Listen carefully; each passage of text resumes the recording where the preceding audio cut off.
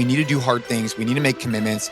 We need to show up for our families, and we need to use fitness as a catalyst. I'm not claiming at all to be like the hardest man, like doing all the hardest shit, but I'm trying. Call it the left, call it the right, call it the front, call it the back. It's gone away from where we need to be. These physical tests are like one small part of that. It's a catalyst that helps me with the other things. We are getting softer and softer and softer, and we need to bring it back to center. We need more hard men doing hard so they can show up for their families and communities. That's it. Go sign up for a jiu-jitsu tournament. Go sign up for a tactical games. Go sign up for a marathon. Go sign up for a 5K. Who cares? But just, dude, you're never going to regret it. You're never going to. What's up, everybody? And welcome back to the podcast. Gabe Yanez and I, we are on for our weekly episode where we talk all things life, fitness. We've had some incredible guests on the podcast recently. Make sure to go check those out.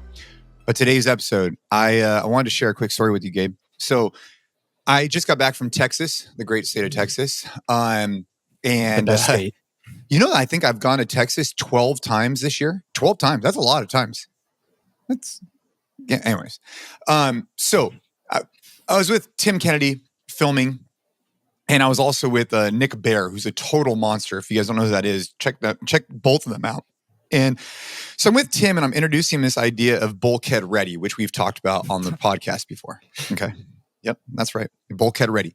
So what bulkhead ready is you're the guy on the plane who, hopefully it's been earned, but at least, having the confidence to say, hey, I'm going to sit close to the front of the plane on Southwest, so that if someone tries to rush the cockpit or any crap goes down, I'm gonna assert myself, and I'm gonna hopefully be one of the guys that makes a difference. And whatever. I want to be bulkhead ready. It's more of an inspirational thing where I want to be the guy who's capable enough to sit in the front of the plane. So if shit goes down, I'm able to tackle this guy, right? So I'm explaining this story to Tim. I was like, this is the way I feel.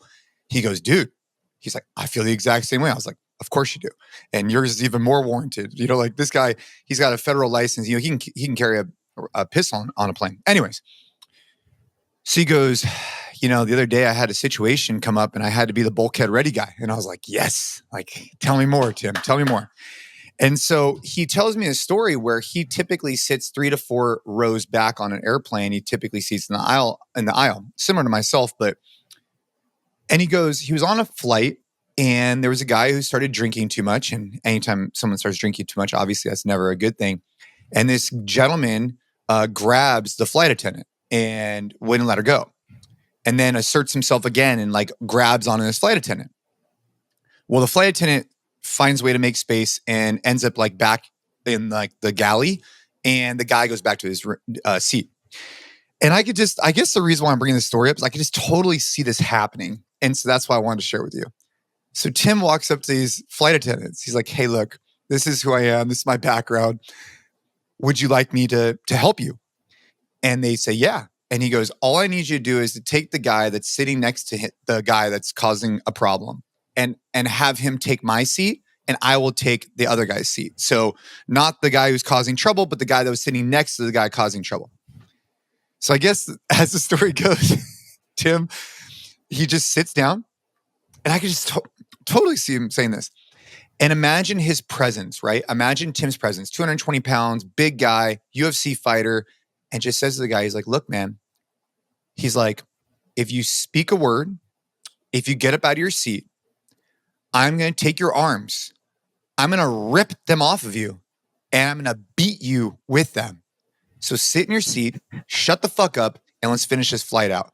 And he said the guy, drunk as he was, whatever, just sat there, didn't get up, and didn't say a peep for the entire plane. I thought that was, can you not visualize Tim doing that? I can.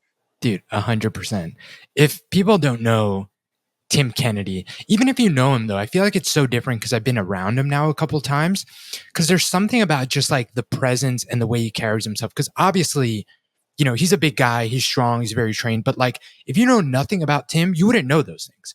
You don't know he's a UFC, you don't know he's special forces, you don't know those things. You just see a guy who's big, obviously strong, but there's just something intangible about the presence and, something you mention all the time, the earned confidence he has because of all those things in his resume, that just he has this aura of yeah, you don't fuck with that guy.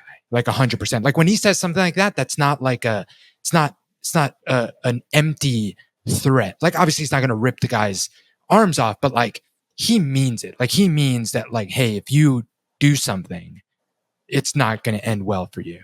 And No. yeah, man, no, I can totally see it. Do you remember the story he told us? It was similar, but not. But again, it's just a presence of like, he was in some country. And I think the story's more impactful if you like actually know what country it is, because it was like a place in the world. Because he goes to all these places that are crazy, and he said that there was like a checkpoint. Do you remember this? There was a checkpoint where they were like, checking people to go through and like couldn't go through and whatever. And he said he just walked through and just like he owned the place, and no one said anything. Oh yeah. You remember? Like no one Yeah. said anything, and that's the type of like shit that he gets away with, because like you just look at the guy and you're like, I'm not going to be the one to go tell him he can't do that. Maybe you will, but I'm not. Yeah, I was at the Rogue Invitational with him one time, and he just was like, dude, But it goes to show, the reason why I brought that story up is, one, I love the theory of bulkhead ready. I just think it's like a mindset that all of us should embody. But two is that it goes into the story, or it goes in this idea of like command presence and whatnot. Yesterday, I gave a talk at Santa Clara County Convention, Santa Clara County Wellness Convention. There was a couple hundred people there, plus some online. And it was all first responders.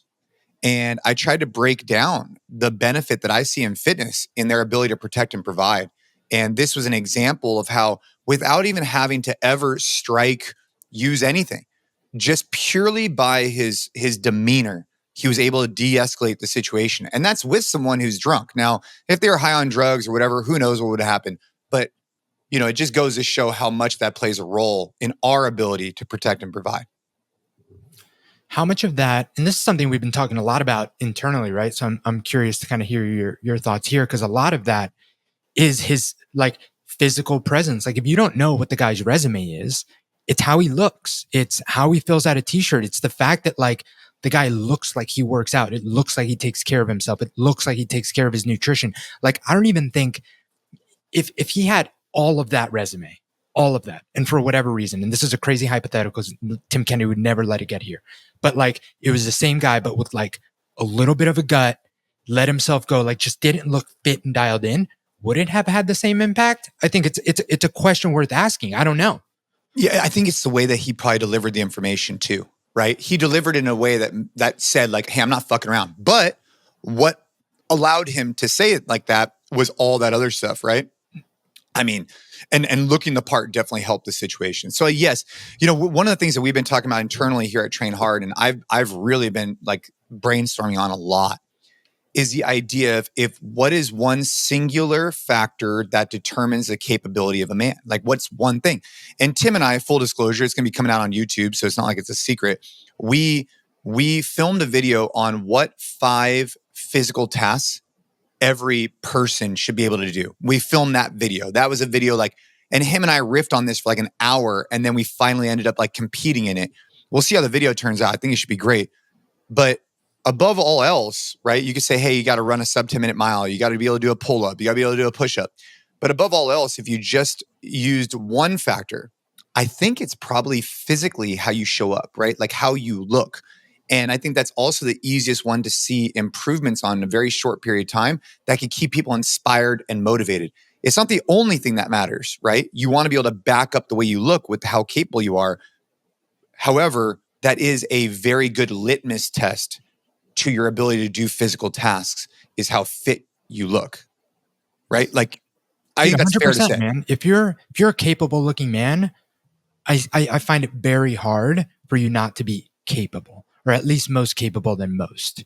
I think that this idea of like display model only, and it's like kind of funny to say, and like, there's this like running joke that you could go and find like a super like high-end bodybuilder, but that like doesn't even have like, the mobility or possibly the like aerobic endurance to like, get out of a shitty situation if he needs to or whatever.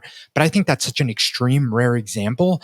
I don't think that like a display model only applies for the average man that like really does the work to dial in, look more capable. Like to me, if you look more capable, you will be more capable, period. It's impossible for that not to be the case.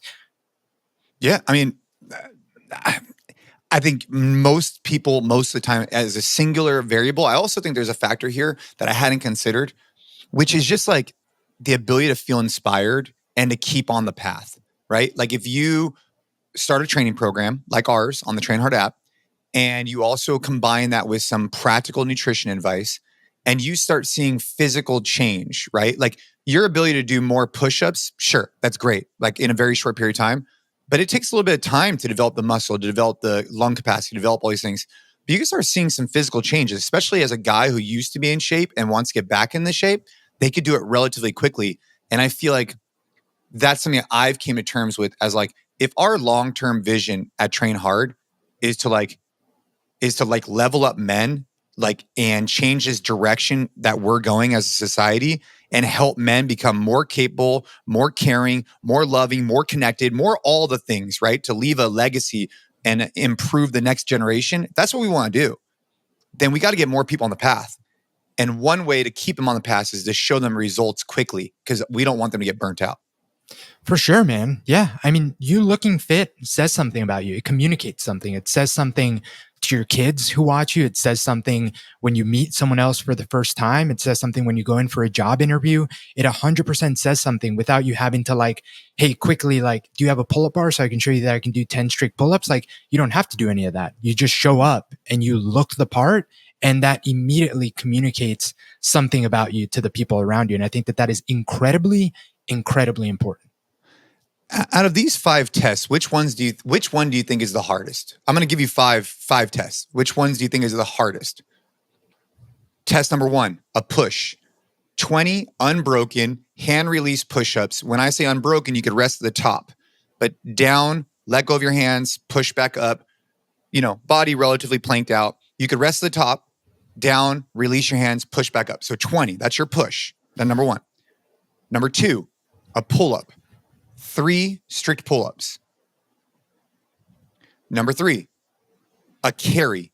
Your ability to take 50% of your body weight. So in your case, what are you right now? Like 160? 170. 170. So whatever. You take, I don't know, what would that be? Quick math, go. Like 40 pound dumbbells, right? 45 pound dumbbells in each hand, 45s, right? Let's just say 40s. And you walk with it 100 meters. Okay. That's the carry. Number 3. Number 4, run a sub 10-minute mile. Number 5, perform 15 burpees over a dumbbell. So you add in some dynamic jump in 90 seconds. Which one of those tests do you think is the most challenging? Like most challenging for me personally, or just like most challenging for the average man? Because I think those two are pretty different. I don't think that anything I just said, you should blink an eye and have to even debate about for you. No, for sure. Yeah, for sure. But I mean, like what I would say is, you mentioned the push-up example, like, you said 20, man, I could easily do double, triple that. The pull-up example, same thing. You said 3, probably 5 times that, probably could do 15. I think we did 20 when we did the test. The mile, 10-minute mile, right now I'd like to think that I could be in like the low 5. So half the time. The grip, so 45, because it's funny. I remember during the pandemic, we had 55-pound dumbbells. It's the only dumbbells we had. And sometimes we would go work out like in a park or stuff. So I had to farmers carry those. And I remember that being super, super hard. And 100 meters isn't short. So at least, I mean, I don't think that I wouldn't be able to do it. But that's the one thing that thinking about, I'm like, I don't know if I could do double or triple that. Like, I think I could do it. But I think that for me, that might be the quote unquote hardest. And then what am I missing? And then the burpee, same thing. It's kind of like the same thing as the push up and stuff. I think that's pretty easy. So answer for like me personally, I think the farmer's carry would probably be the toughest, relatively speaking. I think for the average. Yeah. What do you think for the average person? Man, and it's going to be person. So it's, I believe that a man should be able to definitely do all these. Yeah. 100%. Well, yeah. I mean, that's different, right? Because but with the female, there's just like a difference in upper body strength, period. But there is, but and Tim was pretty like dead set on this. And I kind of, I'm like a little bit of on a gray area here. I think that he was convinced that when it comes to anything body weight, it should be a level playing field for men and women. If it was weights, it should be based on your body weight. And that was like his logic on it. Right. I mean, I think that like we have some pretty objective data coming from the CrossFit world. Like you take the fittest women and the fittest men, and like there is 100% a difference in handstand push-ups. And that's upper body weight stuff. Like it's just like point blank. They're both training as hard. They're both by far the fittest in the world. You will have men at the top of their game that can significantly outperform women in a body weight upper body push. So that's kind of what I'm basing it on, is like the fact that it's always been kind of understood that men just develop more upper body strength. And I think that we have, pretty good data to back that up with, two like people that have now been training for a long time, training just as hard. You have the fittest men, the fittest women, and there is a difference there. Yeah, no, I agree with you. Well, I mean, look, I don't want to spoil like kind of like the content we want to come out with, but I'm excited for it, man. I'm excited. Those are some good, like that's a good 5 tests.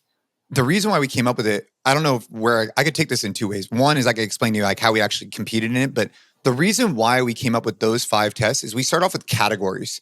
And when we were thinking about like the categories of a protector, the categories of someone who wants to be able to be fit, capable, we said, dude, they should be able to push like 100%. You should have to push somebody off of you. You should have to, push your car. You should have to get out from a bad situation. Like pushing is fundamental, right? Like we're like, all right, well, you got to be able to pull. You got to be able to pull. And there's all different types of pull. There's deadlift. There's you name it. But then within those, right? Why did we choose push up instead of bench press? Well, it was just the test seemed like, hey man, this is a task that we believe everybody should be able to do, and we think the pull up and hanging, dude, there's so much utility in your ability to have the mobility in your shoulder just to be able to hang from that position in the first place, right? And now to be able to pull yourself up and over an object if you had to climb a fence. I mean, dude, think about it. If you had to climb a fence, you could just pull yourself up halfway and then get your foot up there. There's a lot of utility there, which is why we liked it. The third category, which was carry, I just think it's super important. And that's why we like the farmer's carry. There's all kinds of other carries you could do. The fourth category was some type of endurance activity. Although I think the mile is a little bit long, I do think the mile is a good test for someone's like aerobic engine. And I think that if you could run a sub 10-minute mile, the chances are you could probably run a 2-minute 400, and you could probably run 2 miles in like 25 minutes. You know what I'm saying? So like it's a little long, but I think it's a good test that like in order to do that well, you kind of have to be good at longer and you have to be good at shorter. So it's a good middle ground for that. I'd say so. And then the final test, the reason why the burpee over an object, this one we kind of like debated about a little bit, is I said I think people should push, pull, carry, have endurance, and jump. I said jump, like be dynamic, be explosive, maintain the dynamicness in their body. And, you could think as simple as like just jumping and landing. It's like, yeah, it's kind of soft. Like, I mean, dude, everybody should be able to jump and land, right? And by the way, we categorize this for people that are 25 to 55. So I'm not talking about, dude, if you're in your 70s, a lot of this stuff is aspirational, but I think we're changing the situation. The goal is between 25 and 55, can you maintain this or even do better and then continue with that hedge for the rest of your life? But the reason why we said burpees over the object is because we just think that the burpee is just such a valuable tool. Like, dude, getting to the ground and getting back up again, and now adding in like this hop or jump, I just think adds a little bit of athleticism to it that I think is necessary to test. Yeah.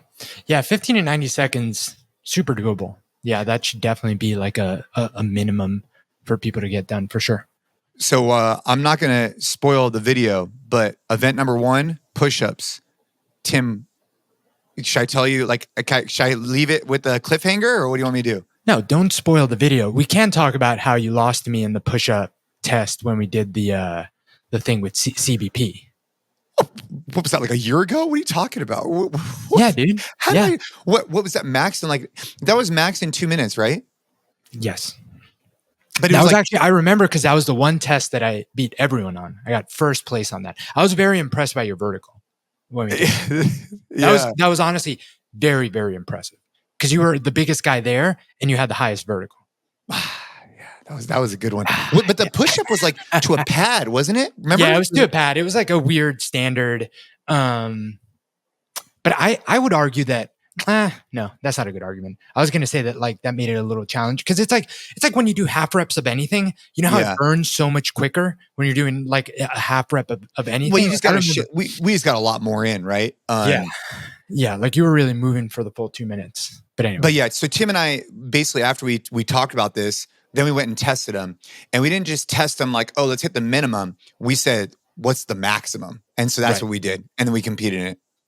No, that'll be fun. What did you? I'm curious. Don't let me know what the results were. But how did you test the maximum for the farmer's carry? Did you do max distance? Yeah.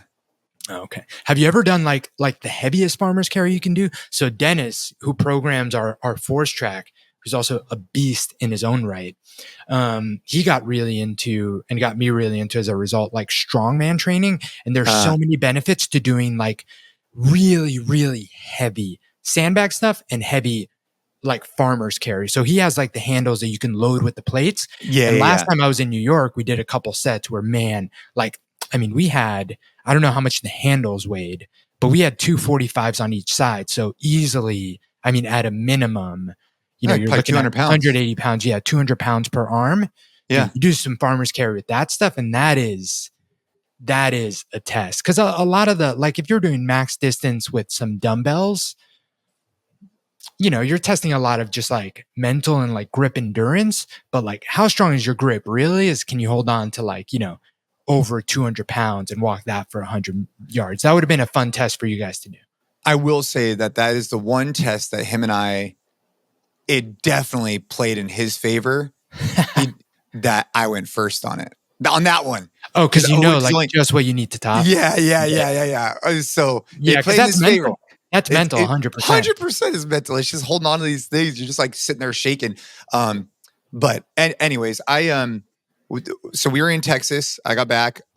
Yesterday I was giving a talk at Santa Clara County Symposium, but I just want to hit this, and I definitely want to talk about your event this upcoming weekend. But I want to give a shout out to the local sheriff's department here, and I want to kind of shine light on just like a mindset shift that I think everyone.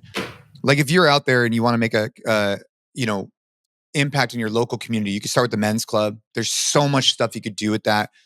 But I was training at a local sheriff's department, getting ready for the tactical games, and instead of them looking at it and being like, "Oh, that's stupid," they really were curious. Like, how do you blend firearms and fitness? And they became like my biggest advocates, man. They would train with me. They would educate me. I would share what I learned with them.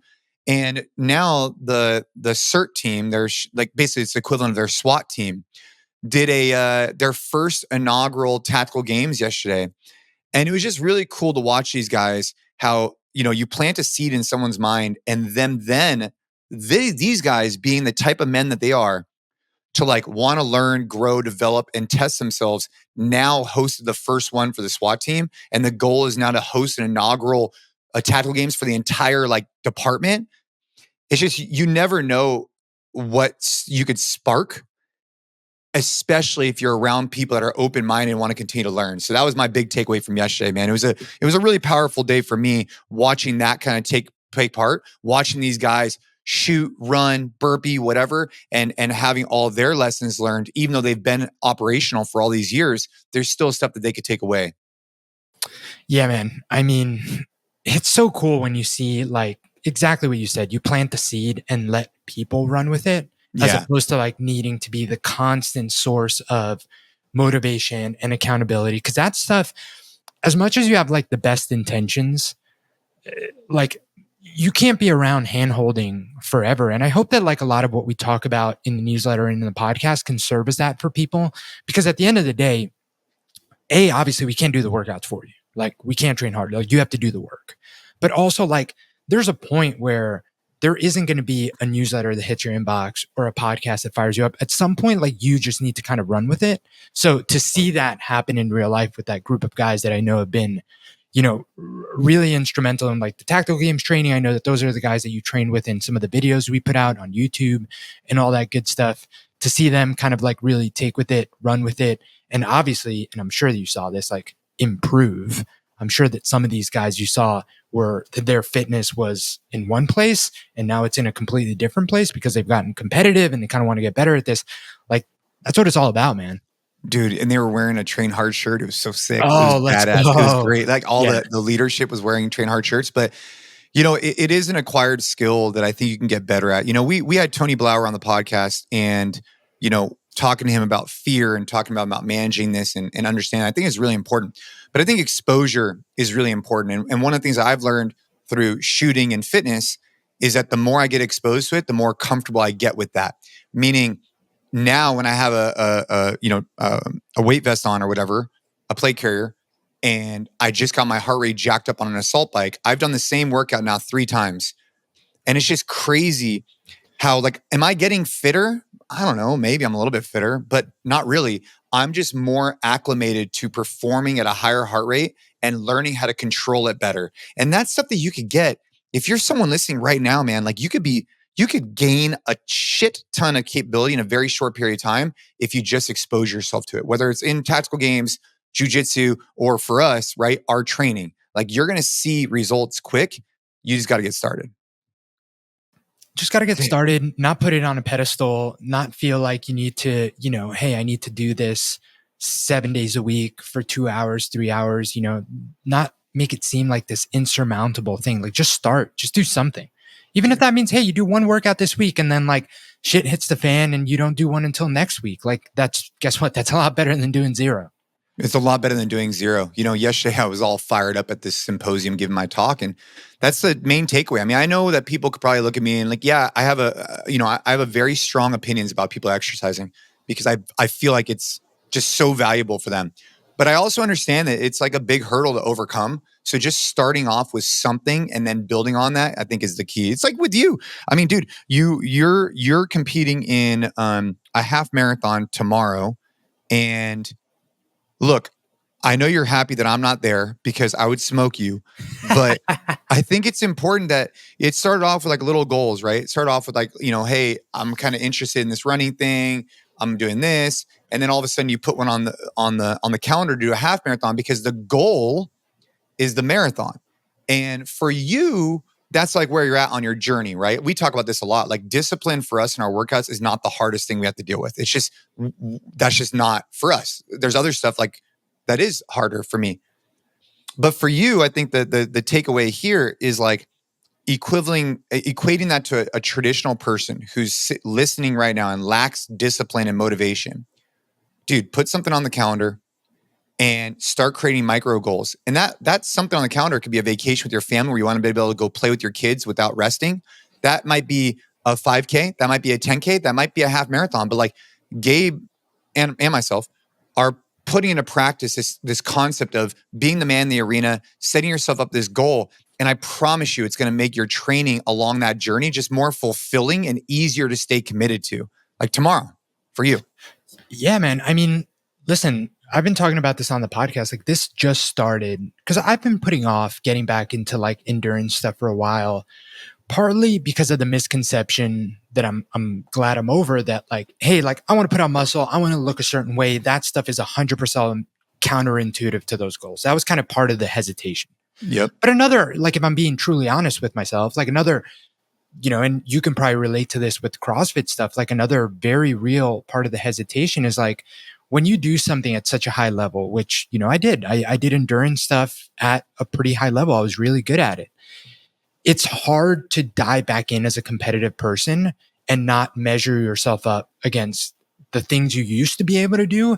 And it's very demoralizing. You know, like, I was like, hey, I used to be able to run, you know, like really easy 6-minute miles. It was tough to start again and feel like, you know, my freaking glutes and quads felt so heavy and I'm like struggling. It's like 8:30 miles on my clock. Like, it makes you feel like, holy shit, like I used to be good at this thing. Now I'm not. And then you just don't want to do it. Like, if I'm being honest, that was a big part of the resistance too.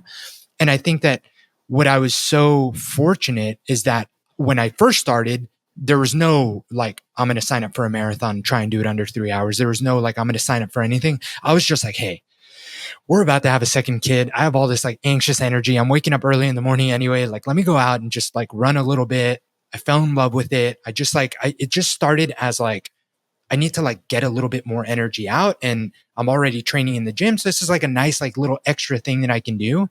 So I think it was nice that in the beginning, it wasn't this additional pressure of like performing. And then kind of once I got past that usual stage where I would usually just be discouraged because running's hard now, and I started seeing some progress, and I started seeing like, wow, like this feels more comfortable, and I don't feel like my quads are, 100 pounds each. And like, I'm starting to see times go down that I was like, okay, now I need to sign up for something, because that gives me structure.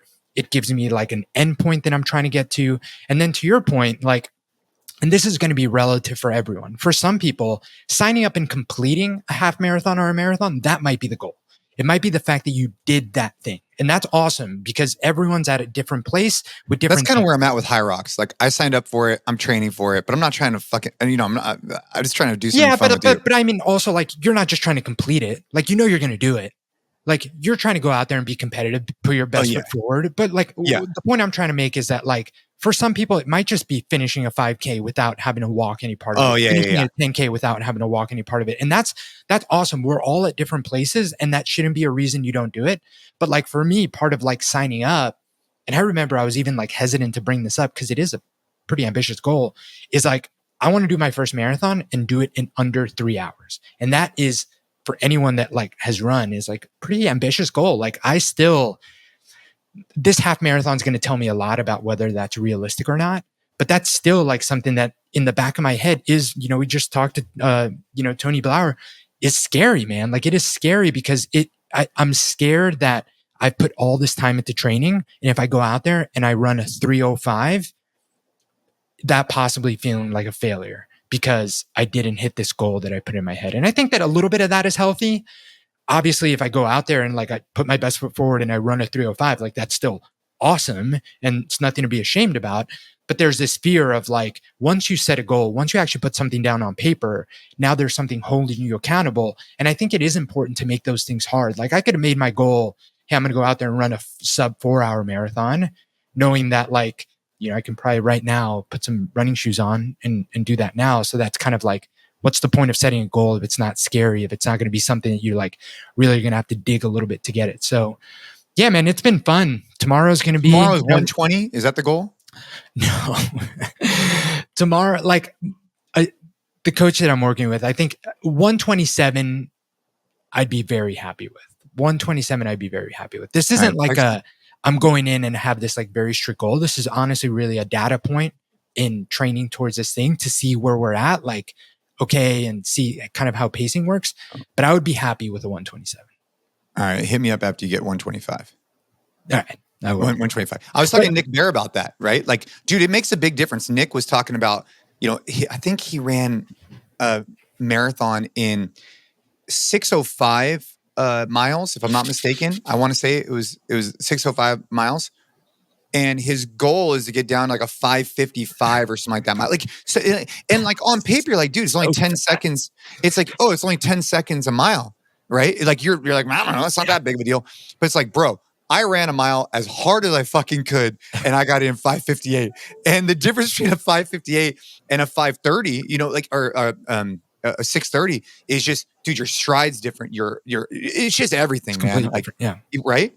Yeah. Like, yeah. And then the last thing on the half marathon, so I had a call kind of prepping. And a lot of this goes towards, because I can't remember the last time I've like formally worked with a coach.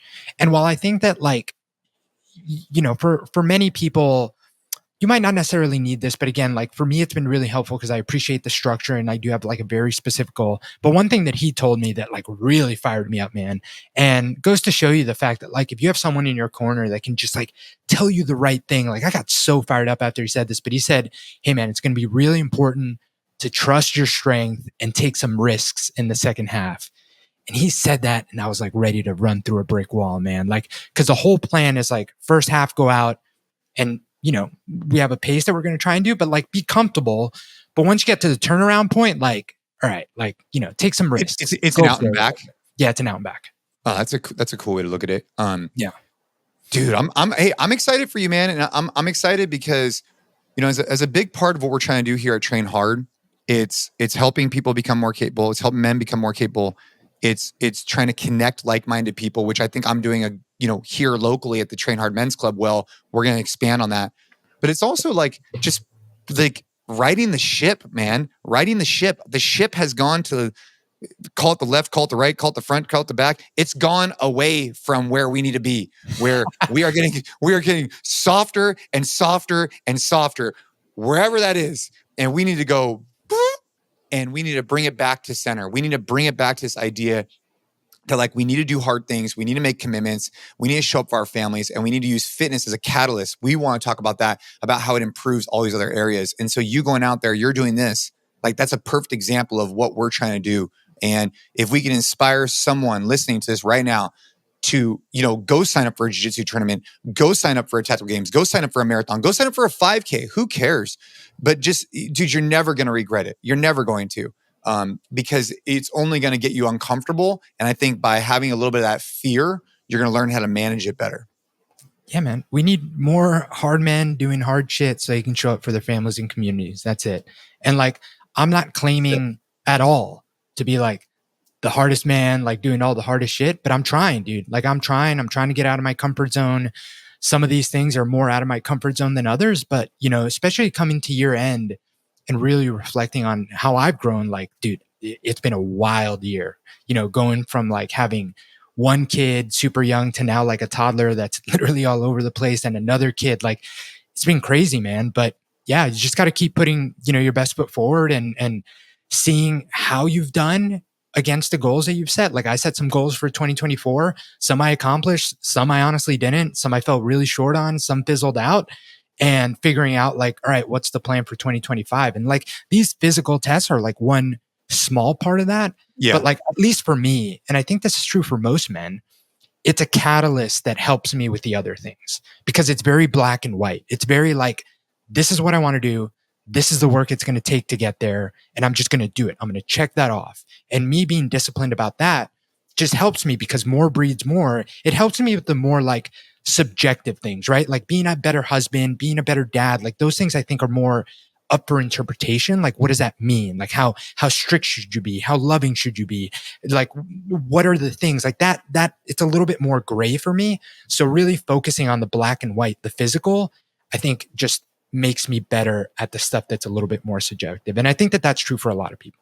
I think it's true for me. I think it's true for a lot of people. And that's why we wanted to say, look, what we're trying to do through this podcast, like, I just feel like there's so much you could learn about yourself just by getting after it. And that's it. And in the arena, dude. That's it. I mean, dude, the poster I got is like so small. I got to get a new one. But we've, anyways, so look, I just got back in town. I wanted to share some business stories about Nick Bear, and one that he told me about like knowing your audience, but we could save that for next week. So I want to dive into it, because it was a really good takeaway for me on like the short is they had like these like hard races they were doing within Austin, and they had thousands and thousands of people sign up. Hella hard races, tons of people from all over signing up. Then they put out a 400-meter partner jog to be like, to like get people off the couch and get them exposed.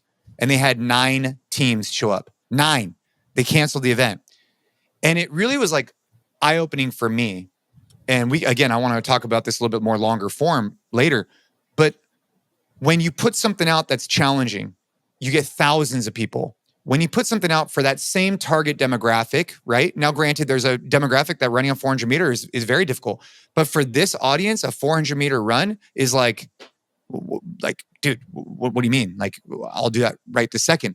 So there was no initiative to, I want to fly out to Austin to go do this. There was no struggle, no purpose behind, you know what I mean? So it was really eye-opening for me listening to him talk about that and how that reflects into like challenges we'll put out in the future through Train Hard, is like knowing that our audience, like, dude, they should already be doing the 400. We got to give them more things to keep pushing for. And that same thing goes for ourselves as well.